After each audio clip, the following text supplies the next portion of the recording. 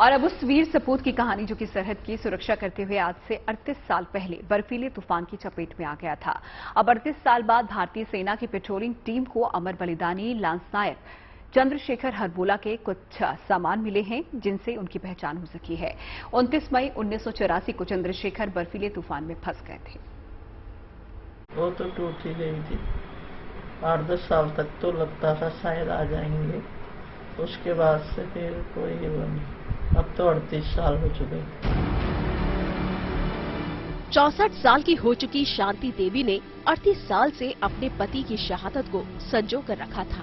तब भी जब उन्हें अपने पति को सम्मान के साथ अंतिम विदाई देने का मौका न मिला, वक्त के क्रूर हाथों पति का जब साथ छूटा तो शांति देवी की उम्र महज 26 बरस की रही। अब आजादी के जश्न के ठीक पहले उन्हें अपनी जिंदगी की वो खबर मिली जिसके सुनने का इंतजार भी शायद खत्म हो चुका था। सियाचिन में सरहद की हिफाजत में लगे चंद्रशेखर हरबोला एवलांच में अचानक गुम हो गए। चंद्रशेखर 19 कुमाऊं रेजिमेंट में लॉन्स नायक के पद पर तैनात थे।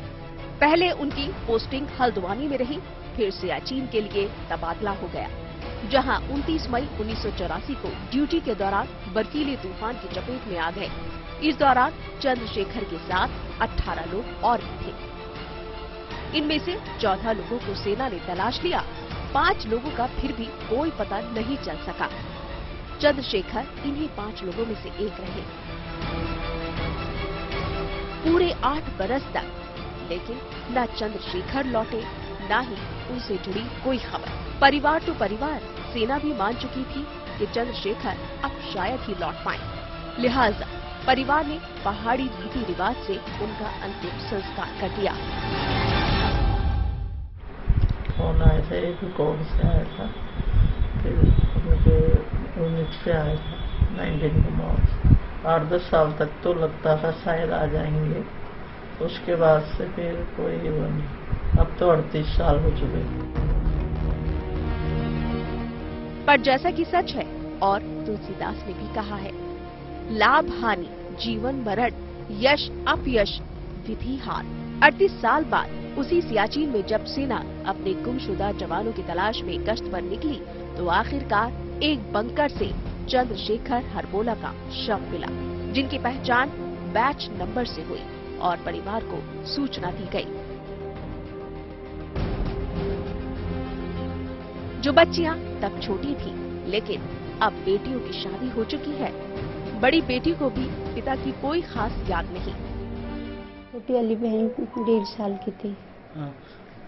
तो हमको तो कुछ याद भी नहीं है पापा की। मैं तो टूट चुकी थी हमारी। पर अब कहीं पे सही लग रहा है कि हम अपने हाथों से उनको कर पाएंगे, पर दुख भी हो रहा है। परिवार के लिए चंद्रशेखर न तब थे न आज हैं, बस अब रह गया है वो इत्मीनान जिसमें उनको आखिरी विदाई राजकीय सम्मान से नसीब हुई, जो हर शहादत पर परिवार के लिए एक फख्र का लम्हा होता है।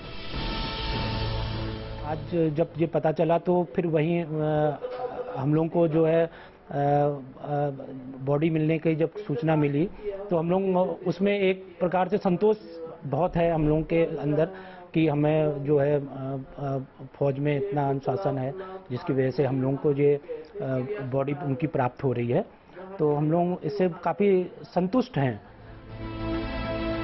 आशंका के बादल छट चुके हैं।